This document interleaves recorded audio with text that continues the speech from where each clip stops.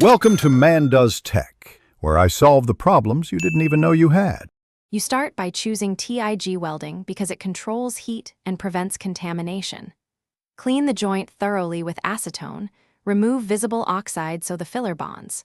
Once cleaned, bevel the pipe ends to about 37 degrees if the wall exceeds 2 millimeters, because that creates a proper groove for penetration. Fit up with consistent root gap, tack at 3-4 points to hold alignment. Make sure your tungsten is ground to a point, and set machine to descend and argon flow before striking the arc. You perform the root pass with a focused arc and steady hands. Start at a lower current and increase only as needed.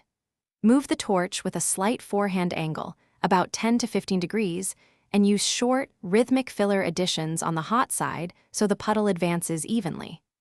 Once done, let the metal cool slightly between passes to prevent excessive grain growth. Make sure to monitor heat input because stainless discolors and warps quickly.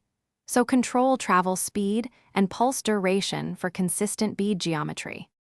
You finish by layering fill passes, increasing amperage slightly for each pass if needed, and ending with a clean, slightly convex cap to maximize strength.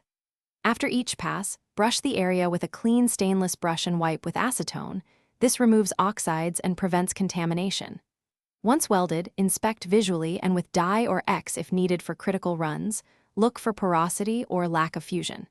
If distortion or cracks occur, stop, clamp the section. Cool slowly, and rework small defects with low-heat TIG.